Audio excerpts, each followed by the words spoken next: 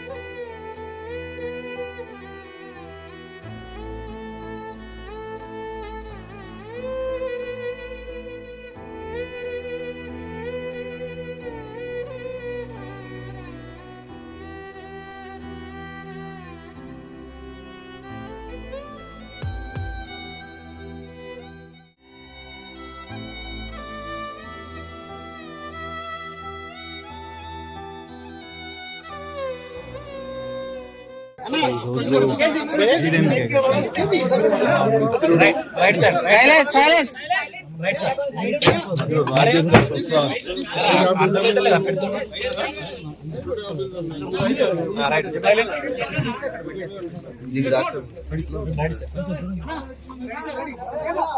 చాలా unfortunate day.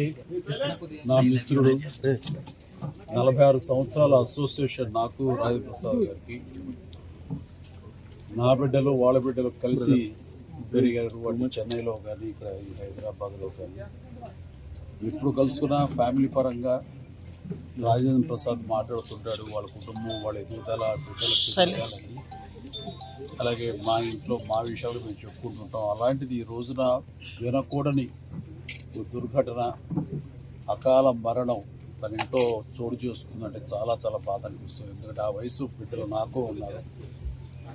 అలాంటి బిడ్డ అనుకోని విధంగా ఈ రోజున కాలం చెందడం అన్నది చాలా మనస్తాపానికి గురయ్యాను.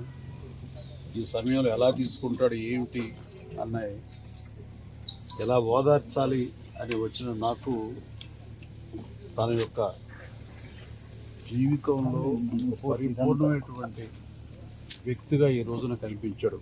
అందరికి తెలిసి అందరు నవ్వించే, అందరికీ వినోదం పంచే రాజేంద్ర ప్రసాద్ ఈ రోజున తన వీట విషాదం జరిగింది. ఆ విషాదం ఎలా తీసుకుంటాడు అని అనుకుంటే, తనకున్నటువంటి వ్యక్తిత్వంతో ఆ బాధను కూడా దిగమింగుకొని మళ్ళీ తప్పదు జీవితంలో మనం అన్ని చవి చూడాలా, భగవంతుడు ఎన్ని పరీక్షలా పెడతాడంటూ ఒక వేదాంతలాగా తను మాట్లాడుతుంటే మరింత బాధ అనిపించింది.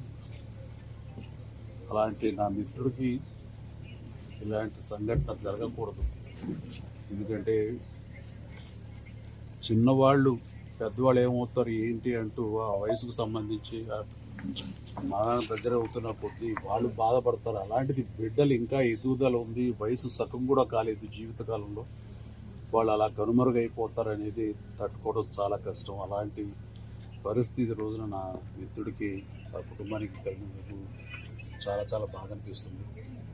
అలాంటి నా మిత్రుడు మళ్ళీ తిరిగి త్వరగా కోలుకోవాలని, ఈ విషాదం నుంచి కోలుకొని అందరికీ వినోదం పంచిపెట్టాలని, దైనందిన జీవితంలో ఎంత త్వరగా తను బయటికి రాగలిగితే, తన కుటుంబం ఈ బాధ నుంచి ఎంత త్వరగా బలం చేకూర్చు వాళ్ళు రాగలిగితే బాగుంటుందని, అలా ఉండాలని కోరుకుంటాం. భగవంతుని వాళ్ళందరికీ మనోధైర్యం ఇవ్వాలని కోరుకుంటూ, ఆ చనిపోయిన పాపకి ఆత్మ శాంతి కలగాలి.